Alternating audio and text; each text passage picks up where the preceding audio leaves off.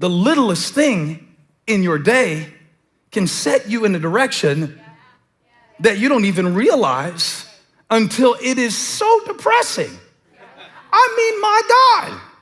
And you didn't even realize something so little. That's why I have to be so very careful what the first thing I look on my phone for when I get up in the morning.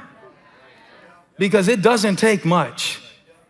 It doesn't take much. And I don't care who you follow on Instagram. They find a way into your feed. The people you unfollowed, they find a way back in. The algorithm will attack you. Somebody said the devil is a roaring lion. So is the Instagram algorithm. It is looking for someone to devour. That's why they call it a feed. I figured this out. He's looking to eat you alive. Something so little. It said that the word from Elijah's mouth controlled the weather system. How could something so small, how could a wet market on the other side of the world have you shut down and grounded from traveling? There's never been a better time for me to preach this message that I want to preach today, because everybody has to agree in this moment, if you've never agreed before, that the littlest thing in your life or the littlest thing in someone else's life can affect you in a way. I'm telling you right now that the littlest things in your life right now, if you can receive this word from the Lord today, are controlling the things. And maybe we can help make this connection through studying Elijah a little bit. Controlling the things that you have no control over. And I'll do my best to break it down as we move. I've always read Romans 8:28 with a very specific categorization. Romans 8:28 is my favorite Bible verse because it gets me through anything. It says that all things work together for the good of those that love God and are called according to his purpose. How could I have quoted it for so long and only seen it through the lens of good things and bad things? I always read Romans 8:28 that all things, whether good or bad, work together for the good for those who are called according to God's purpose. Now I realize that Romans 8:28 doesn't just apply to good things and bad things. It applies also to big things and little things. Turn the lights on and wake them up. I can't get any help out here. It said all things. Turn the lights on and wake them up. Do something. Pull the lights up because it's sleepy out. Yeah. That's better. I need to see y'all sleeping. Y'all are sleeping on me. I'm about to clear out the whole room. It doesn't just mean good things and bad things. It means that the big things and the little things, and that's why you cannot despise the day of small beginnings. Because everything little leads to something big. That's how you got here. I'm gonna give y'all a minute for the YouTube delay. That's how everything you see got here. It started with somebody's thought. An impulse in the brain that you cannot even see with the human eye. A virus has shut down the world. Show me a coronavirus. You can't. Show me the effects of it. You can't get away from it. How can something so little affect something so big? How can something that happened to you when you were 12 still be haunting you when you're 42? How can something so little control something so big? And that's the lens at which I was looking at the prophet Elijah's life. I was saying, he controlled the weather with his word.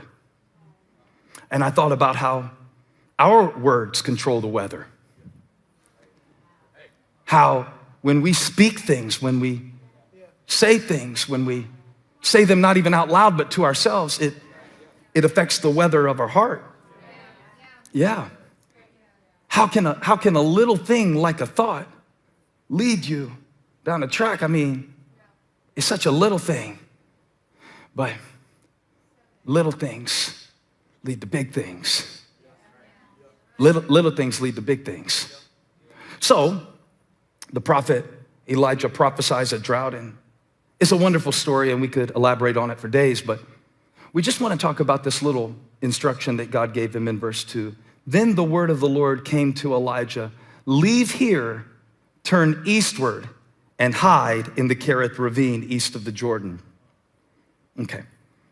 That verse right there, it kind of sounds on the surface like God will tell you everything that you need to do in your life. But I want to show you something very interesting about how God spoke to Elijah.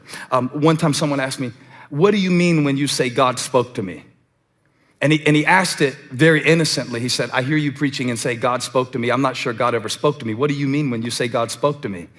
And the challenging thing about it was he was hearing that as a voice, but really I meant it as a thought. I don't experience God through my ears. I experience him through my thoughts. And then I call it God spoke to me, but I didn't hear a voice. And here's what's interesting about how God was leading Elijah, because you gotta pay attention to the small things in the text, because the little things matter. It said, he told him, leave here, turn eastward, and hide in the Kerith ravine east of the Jordan. You will drink from the brook, and I have directed the ravens to supply you with food there. Whoa, can we stop for a minute and talk about how ridiculous? How's this gonna work? We just read it, right? We just skip right past it. Yeah, go down there and the birds bring him. The birds? Get ready for God to explode your box of how you think he's going to provide for you. Huh? We have all these limitations on ways that we think God can take care of us. We have all these limitations on ways that we think that God can take care of our family. We have all these limitations on ways that we think God can use us. We have all these limitations on ways that we think that God can order our life and ways that we think. But God said, get ready for me to take the lid off and start blessing you through birds. And not just birds, not just any kind of birds, but I'm gonna use ravens, unclean birds, dirty birds. Have you ever had God bless you through a dirty bird? I need you to put a dirty bird blessing in the chat. If you ever had God use something just ridiculous, didn't make sense, didn't see it coming, didn't even like it. God has used people I didn't even like to bless me before. Dirty birds. The ravens were dirty birds. God said, I'm gonna use a dirty bird to feed you by the Kerith ravine. And he does this for a while. He does this for a while. If I could tell you the whole story, I would, because Ahab now, he needs to see that God controls the rain, not Baal. He needs to see that God controls the rain, not Baal. He needs to know that God is in control, that God is not only in control of the big things in our life, but the small things in our life. Follow me, I promise you, this is a powerful, profound word for those who can receive it.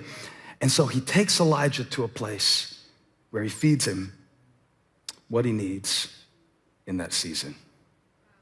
Now, you've been in a season lately where God hasn't been feeding you the same way he used to feed you. And the word is so relevant right now because up until now, you had a certain way of how you thought it had to be. I had a certain way I thought church was supposed to be. I thought in order to have church, you had to let people in the building. But God took the lid off of that. Come on, God is trying to take the lid off of that just to show me that church is not just going to be contained to a physical location. And now I'm setting you up. God is trying to show you the same thing in your life.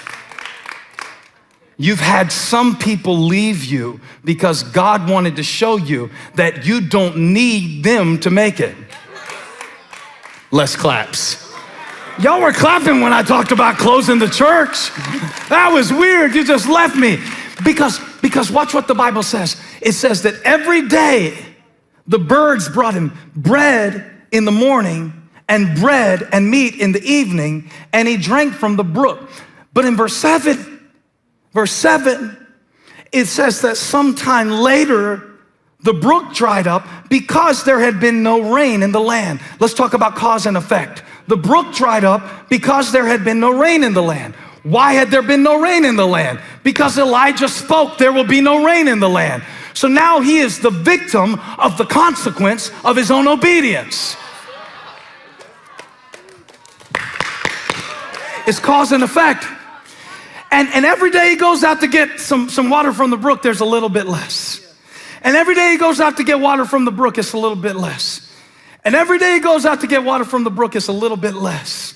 And you gotta be wondering right about now, when is God gonna stop it from going down?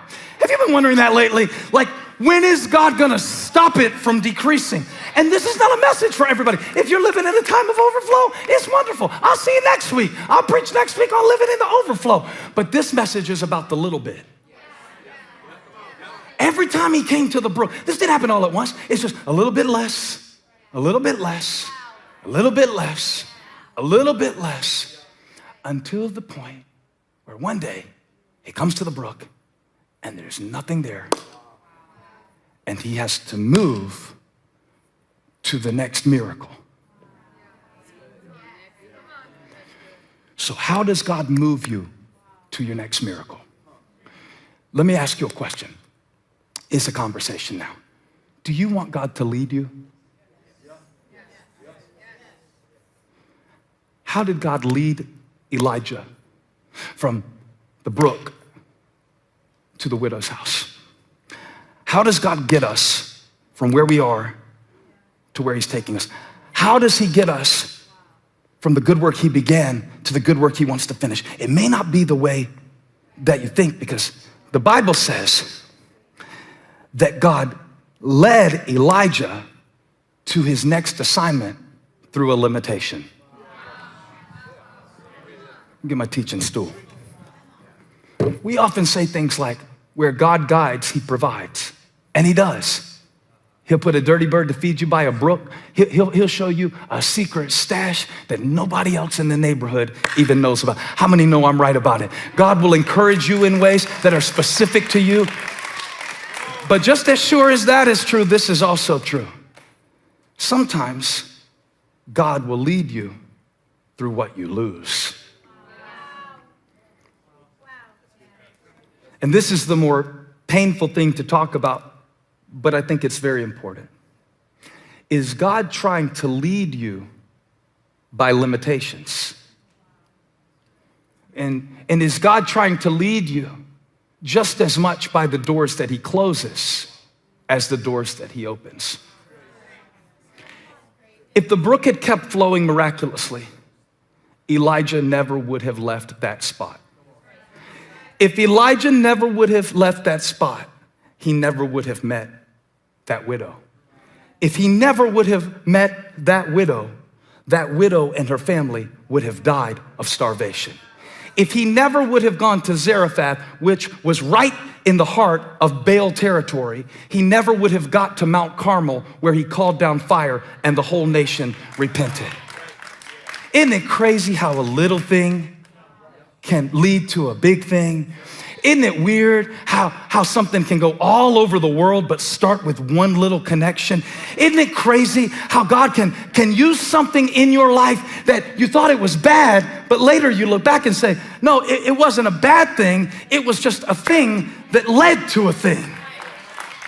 It's just a thing that leads to a thing. So all things work together for the good. So if the brook doesn't dry up, Elijah doesn't move on. If they didn't break your heart, you wouldn't have learned the lesson that you learned. If you didn't go through Goliath, you wouldn't have been ready to be a king. If you hadn't been thrown in a pit, you wouldn't have been positioned in Egypt to feed generations. You meant it for evil, but God used it for good. Put it in the chat. Take the lid off. Take the lid off. You know, we have all of these lids, or I could call it all of these limitations on the ways that we think God can move. And if it feels good, we think it's God. And if it feels bad, we think it's the devil. But God is calling us to recategorize in this season of our life. I prove it to you. David came to Goliath and saw him as a meal ticket. The rest of the nation saw him as an enemy. The king said, if you kill Goliath, you never pay taxes again, and you can marry my hot daughter, the hot one. David said, what now? Let me do the math on this. Okay. How big is he? It doesn't matter. Watch this. Because a little thing.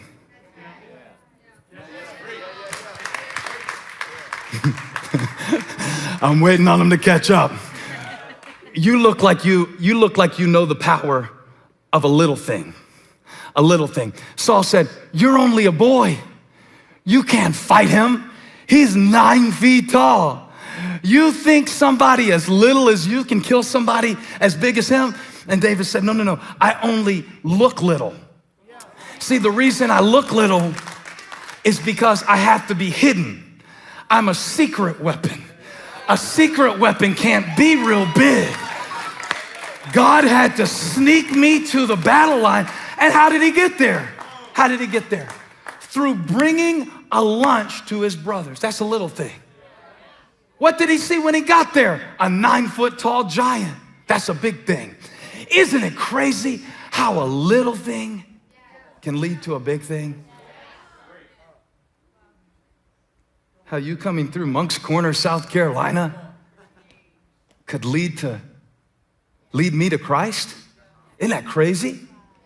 That I went to North Greenville and met my wife because you came through Moncks Corner, because you signed up for the ministry and you, obedience, little thing. Take the lid off a little. Because I found out that what you call little might be the thing that God leads you to what is exceeding abundantly above or beyond what you could ask or imagine.